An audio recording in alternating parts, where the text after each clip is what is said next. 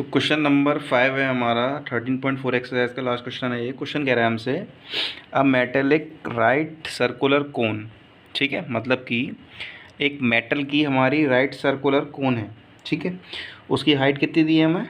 20 centimetre height है, मतलब कि ये है हमारी मेटेलिक कोन। और अब इस कोन की पूरी की हाइट हमें गिवन है 20 सेंटीमीटर।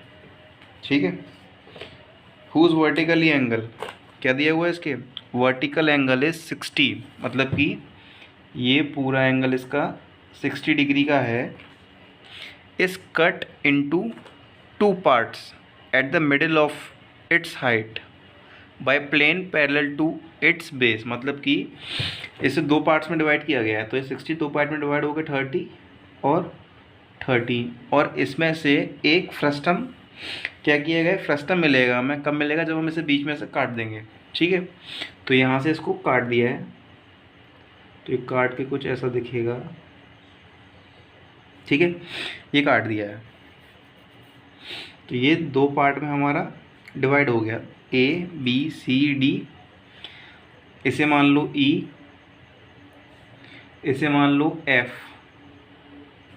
इसे मान लो जी। ठीक है, इतना फ्रस्टम हमने काट दिया है, यहाँ तक कोई दिक्कत नहीं है। ठीक है, इतना फ्रस्टम हमने काट दिया है। अब आगे क्या कह रहा है क्वेश्चन हमसे?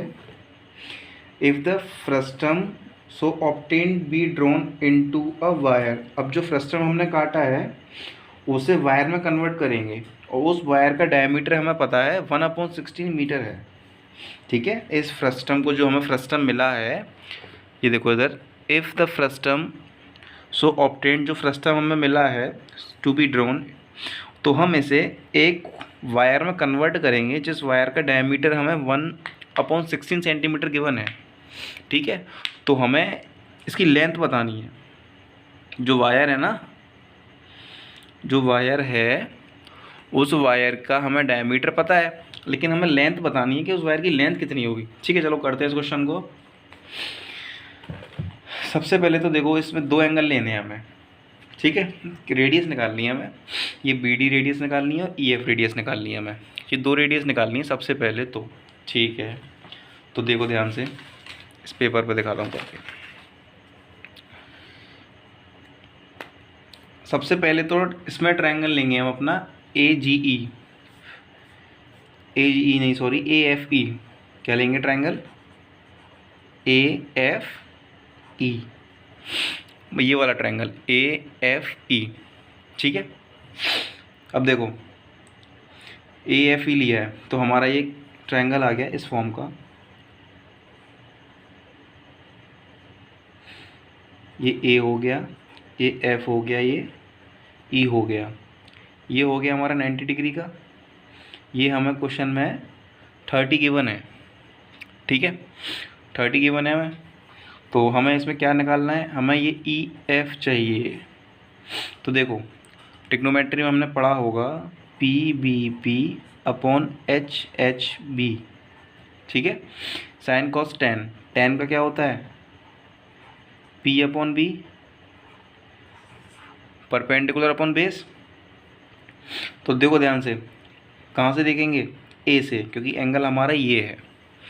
ठीक है, यहाँ से देखेंगे तो परपेंडिकुलर हमारा क्या हो जाएगा? ई एफ, और बेस हो गया ए एफ। तो tan 30 is equals to, perpendicular हो गया ई एफ, बेस हो गया ए एफ। ठीक है, अब देखो ध्यान से, ये पूरा 20 का है, तो जब इसका हम हाफ करेंगे तो ये 10 और ये भी 10। ठीक है, पूरा 20 का है ना ये, तो हाफ करने पे ऊपर का 10 नीचे का 10, तो ए एफ हमारा कितना हो गया? ये 10 हो गया ये। और 10 30 की वैल्यू कितनी होती है हमारी? 1/√3, ये आ गया।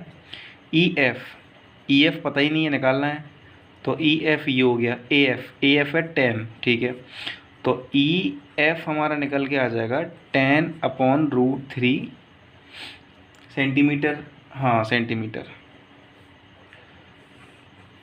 ठीक है, तो हमारा क्या निकल के आया? ये ई एफ निकल के आया, मतलब कि रेडियस ये R1 निकल के आया हमारा। अब देखो ऐसे ही हमें R2 निकालनी है। ये सारा आपको करके दिखाना पड़ेगा क्वेश्चन में, मैं इसीलिए कर रहा हूँ, मैं इस पेपर पे पूरा क्वेश्चन आ नहीं पाएगा, ठीक है, क्वेश्चन बड़ा है थोड़ा। तो देखो ये हो गया। अब निकालेंगे क्या, अब निकालेंगे पूरा ADB। ये निकाला था AFE, अब पूरा निकालेंगे ADB का, ठीक है। तो क्या निकालेंगे अब, ADB, ट्रायंगल ADB, ADB, ठीक है। एक चीज़ तो कॉमन है इसमें, टेन थीटा, टेन थीटा ये आ गया। टेन थीटा का क्या होता है हमारा, परपेंडिकुलर। तो इस एंगल में ये एंगल हमारा ऐसे है, ये एंगल हमारा ऐसे है, ठीक है। ए ये हो गया, डी ये हो गया, बी ये हो गया, ये 30 का है और ये 90 का है, ठीक है। और टेन थीटा हमें क्या पता है, टेन थीटा क्या होता है हमारा, पीछे देखा था ना, परपेंडिकुलर अपॉन बेस। तो देखो इधर से देखेंगे अब, क्योंकि एंगल 30 इधर आ रहा है हमारा, परपेंडिकुलर हो गया BD, बेस हो गया AD, तो क्या हो गया BD अपॉन AD। थीटा कितना है, टेन 30, और BD हमारा कितना है, BD है बच्चों अपना, BD तो निकालना है ना, BD तो पता ही नहीं है। अब देखो ध्यान से, AD, A से लेकर D तक पूरा कितना है, 20 सेंटीमीटर का। तो ये आ गया 20। टेन 30 क्या होता है, 1/√3 is equals to BD upon 20। तो BD कितना आ गया हमारा, 20/√3 centimetre. In short this is our R2। तो ये हमारी क्या निकल के आ गई, R2 20/√3 सेंटीमीटर, ठीक है। अब देखो R1 भी आ गई, R2 भी आ गई। अब इसे बोलेंगे रेडियस ऑफ लोअर एंड, इसे बोलेंगे रेडियस ऑफ अपर एंड। तो यहाँ पर देखो, लिखो यहाँ पर तरीके से, क्या निकाला हमने पहले, radius of upper and, radius of upper and कितनी है, R1, ये है हमारी 10/√3 सेंटीमीटर, ठीक है। अब radius of lower and R2 कितनी है, 20/√3 सेंटीमीटर। ये दोनों निकाली थी अभी हमने, ठीक है। अब देखो, अब हमें क्या निकालना है, हाइट कितनी है इसकी, फ्रस्टम की, जो फ्रस्टम हमने काटा है ना ये नीचे वाला, इसकी height, height of frustum 10 centimetre है हमारी इस फ्रस्टम की हाइट, ठीक है। अब हमें निकालना है volume of frustum, volume of frustum. तो बच्चों वॉल्यूम ऑफ फ्रस्टम का फॉर्मूला हमने पढ़ा है 1/3 पाई H, ब्रैकेट में R1 का स्क्वायर प्लस R2 का स्क्वायर प्लस R1 R2, ये मल्टीप्लाई में होता है, ठीक है। अब देखो 1/3 का 1/3 कर दिया, पाई की 22/7, H हाइट कितनी है हमारी इसकी, फ्रस्टम की हाइट है 10, R1 का स्क्वायर, R1 कितना है 10, और 10/√3 का स्क्वायर क्या हो जाएगा, 100/3, कर लेना, रफ में कर लेना, ठीक है। R2 कितना है 20/√3, इसका हो जाएगा 400/3, प्लस के R1 इंटू R2 10/√3 इंटू, यहाँ करके दिखाता हूँ आपको, 10/√3 इंटू 20/√3, इसका मल्टीप्लाई करेंगे तो 200, अपॉन में इसका करेंगे तो 3, 200/3 ये आ गया, ठीक है। सिंपल क्वेश्चन हो गया। 22 को मल्टीप्लाई करो 10 में, तो ये कितना आ जाएगा, 220 अपॉन के 7 3 से 21 आ गया, ये 7 3 से 21 हो गया ये, इंटू ऊपर कर लो इनको प्लस, क्योंकि बेस सेम है तो एलसीएम तो 3 आएगा इसका, और ऊपर की डिजिट सेम रहनी है, तो 100 + 400 500, ये 700 आ गया ये हमारा, ठीक है। 700 आ गया। अब जो कैंसिल हो रहा है उस वैल्यू को कैंसिल कर दो। देखो इधर 7 से 7 3 जा और 7 1 जा, ये आ गया, मल्टीप्लाई कर लो, ऊपर का मल्टीप्लाई करोगे तो ये आ गया हमारा 22,000 और नीचे आ गया 9, 22,000 अपॉन 9 सेंटीमीटर क्यूब। ठीक है, अब ये हमारा निकल के आया है वॉल्यूम। क्वेश्चन अभी होगा, क्वेश्चन अभी बाकी है। अब ये फ्रस्टम का वॉल्यूम आ गया। अब देखो, अब आते हैं वायर पे। ठीक है, ये तो फ्रस्टम की वॉल्यूम की बात हो गई। अब वायर का काम करना है हमें, क्योंकि ये जितना फ्रस्टम हमने काटा है ना, इसका हमें एक वायर बनाना है। इस फ्रस्टम का वायर बना के उसकी लेंथ बतानी है, क्योंकि क्वेश्चन में हमें डायमीटर तो पता है। तो डायमीटर क्या है क्वेश्चन में, ये पार्ट जो मैं कर रहा हूँ आप अगले पेज पे करना। ठीक है, देखो इधर ध्यान से, diameter of wire is equals to कितना है, 1/16 सेंटीमीटर। ठीक है, तो इसकी हमें क्या चाहिए, रेडियस ऑफ वायर।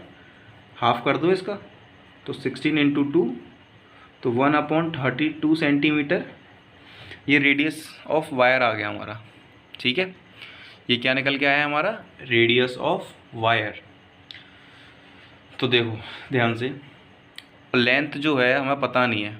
जो वायर हमने, ये वायर है ना, ये जो वायर है हमारा, इसकी हमें लेंथ नहीं पता है। तो लेंथ को एल एज्यूम कर लेते हैं। ठीक है, यहाँ लिखेंगे let length of wire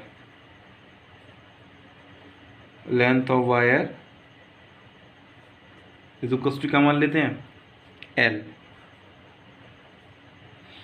L मान लेते हैं। अब लिखते हैं वॉल्यूम ऑफ वायर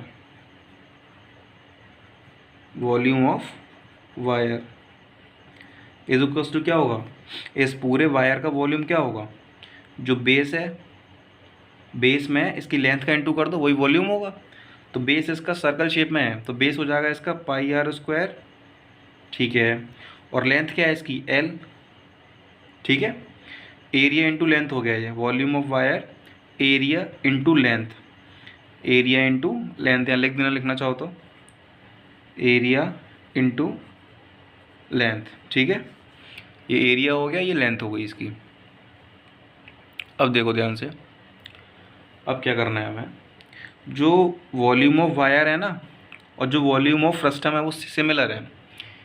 ये जो वॉल्यूम ऑफ फ्रस्टम है, वायर है, वो सिमिलर है। ठीक है, तो ये फ्रस्टम का वॉल्यूम आ जाएगा इसके नीचे, वॉल्यूम ऑफ वायर के नीचे। सेम क्यों होगा, क्योंकि जितना है फ्रस्टम है उससे हमें तार बनाना है, तो दोनों का वॉल्यूम तो सेम ही होगा। इज इक्वल्स टू पाई की वैल्यू 22/7 इंटू आर बोले तो रेडियस। अब रेडियस कितनी होगी इसकी, रेडियस तो हमें दी है ना बच्चों, ये देखो इधर, radius of wire 1/32 into 1/32 into L होती है लेंथ।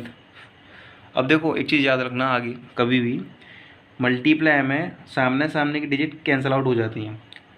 ठीक है, न्यूमिनेटर से न्यूमिनेटर कैंसिल आउट हो सकता है, डिनोमिनेटर से डिनोमिनेटर कैंसिल आउट हो सकता है, लेकिन केवल मल्टीप्लाई के केस में ऐसा होगा। तो इस 22 से हम इसे कैंसिल आउट कर सकते हैं 1000 टाइम्स बार। ठीक है, ये हो गया। अब देखो इन तीनों का मल्टीप्लाई कर दो ऊपर, इस 9 का मल्टीप्लाई कर दो ऊपर, या मत करो, यहीं रहने तो कोई दिक्कत नहीं है। तो देखो ये होगा L इज इक्वल्स टू में 1000 इंटू 7 इंटू 32 इंटू 32 अपॉन में 9 इज इक्वल्स टू में ऊपर का पूरी डिजिट का मल्टीप्लाई कर लो, तो ये आएगा 7168123 अपॉन 9। ठीक है, ये आ गया। अब इसको अगर आपको पॉइंट में लेके आना है तो पॉइंट में ले आओ। L इज इक्वल्स टू, इसका जब आप डिवाइड करोगे तो आपका आंसर आएगा 796,444.44 सेंटीमीटर। ये आपका आएगा आंसर। एक बार दोबारा समझो क्वेश्चन को। ये एक कोन शेप का हमारा राइट सर्कुलर कोन है, ये मेटल का पूरा बना हुआ है। ठीक है, फिर हमें इसमें से, ये बीच में से हमने काटा है, इसमें से एक फ्रस्टम निकालना है ठीक है। उस फ्रस्टम से हमने एक वायर बनाई है और उस वायर का डायमीटर हमें पता है, लेकिन हमें उसकी लेंथ बतानी है। तो सबसे पहले हम क्या करेंगे, ये बीच में से काटा है ना, इन दोनों पार्ट्स का हमने क्या निकाला था, रेडियस निकाली थी। कैसे निकाली थी, ये देखो, ये निकाली थी रेडियस, ये इसकी रेडियस निकाली थी हमने R1 R2। फिर देख लेना वीडियो पीछे करके, ठीक है। फिर हमने क्या निकाला था, volume of frustum. Volume frustum क्या निकाला था, ये फॉर्मूला होता है, फॉर्मूले में पुट किया, ये आंसर आया था हमारा, ठीक है। फिर इतना पार्ट नोट करने के बाद इधर आ जाना, डायमीटर ऑफ वायर हमें ये पता है, फिर रेडियस ऑफ वायर अपॉन में 2 करके 1/32 सेंटीमीटर हो जाएगा। Late length of wire, length of wire हमने एज्यूम की थी L, ठीक है। फिर देखो इधर, फिर क्या करेंगे, जो वॉल्यूम ऑफ वायर है उसे इज इक्वल्स टू में रखेंगे एरिया इंटू लेंथ के, ठीक है। Volume of wire is equals to area into length. अब देखो एरिया कितना होगा इसका, बेस सर्कुलर शेप में है ना, तो पाई r स्क्वायर हो गया, इंटू में इसकी लेंथ आ जाएगी, तो ये हो गया area into length. Cross multiplication कर दो, L की वैल्यू आपकी आ जाएगी। Question simple.